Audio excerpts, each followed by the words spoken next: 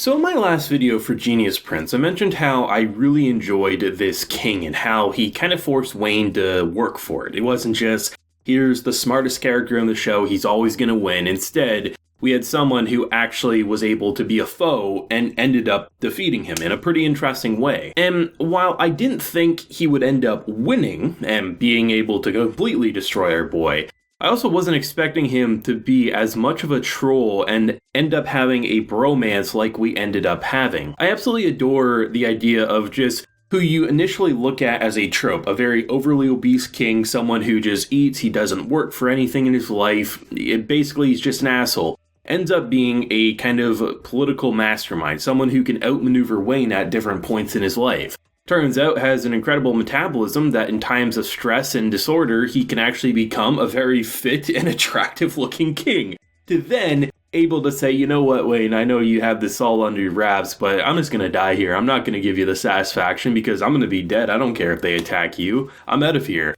And then, in return, the reason he decides to stick around isn't for anything super political or super, I guess, what you would want from a leader in a situation like this, but rather wanting to see Wein's inner beast, which they mute, they don't let us hear what he says, most likely something to do with Nim herself. But I love the idea of not actually hearing it and him being like, you know what, I'm going to sign this agreement just because I want to see this come to fruition. What an incredible way to end the first of who knows how many seasons we'll get of this. Very well could be a one and done season, might get a season 2 someday. But honestly, if this is all we ever get, 12 episodes, I can leave satisfied and continue to recommend this. The fact that they go back, he's not going to have a luxurious life, he actually ends up pretty broke all things considered, wanting to sell it once again. But I'm actually quite happy with the idea that they decided to end it in such a sabotage way, like just seeing if looks could kill, and just the idea of this man who wanted to rise up in the holy elite and goes from shutting down not just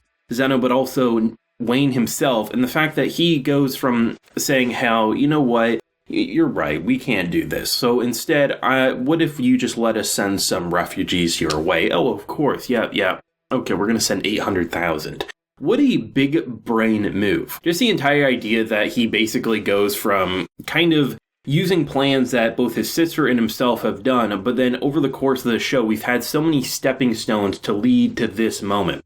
The idea of sending 800,000 people your way, the idea of the yellow clothes dye, not actually poisonous, but making someone who clearly values his people's lives think it is, and you need his cure, everything just fell into such an interesting way that we use the first base that we capture, the gold mine, everything like that, to build up into this, which was absolutely fantastic. This just felt like a very satisfying episode where all the previous pieces that we've come to know and love about this show came into play, and we ended in one of the biggest bangs possible.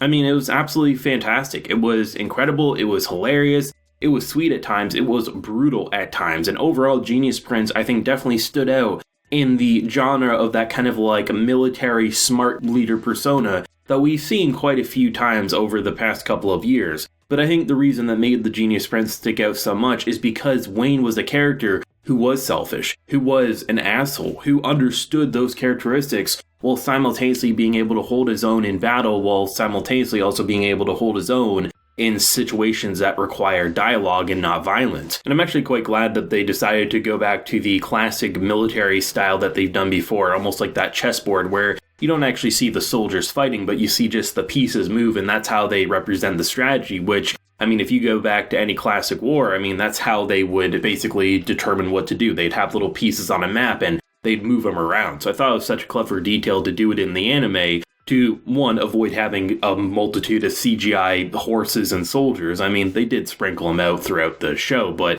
not to the same quality that we've seen in large-scale battles before. I think most anime fans much would rather look at a map with just like little pieces moving around than the generic CGI goblin armies and things like that. And I also was quite surprised by seeing just how good the king was in actual battle. I mean, he literally had this giant spear and he was slashing fools left and right. I mean, it was absolutely fantastic to see just how competent he was, not just with his words, but also his actions, and you could understand the thrill of the hunt for a man who is as skillful as him. What a way to break a trope, though. Like, seriously, that might be the most shocking aspect about the Genius Prince, is how this fat king became one of, if not the most memorable characters for me in the final stretch. Overall, this show was an incredible experience. I'm very excited to see if we do get a season 2, but like I said, if not, I could leave completely satisfied with what we experienced here. I don't have too much more to say past what I've already said in previous videos, so I'll leave it off here. I'd love to know everyone's thoughts either on the final episode or just the series as a whole if you have any. Let me know down below. Leave a like if you enjoyed and subscribe if you're new around here. Till next time, everyone, please take care and have a good one.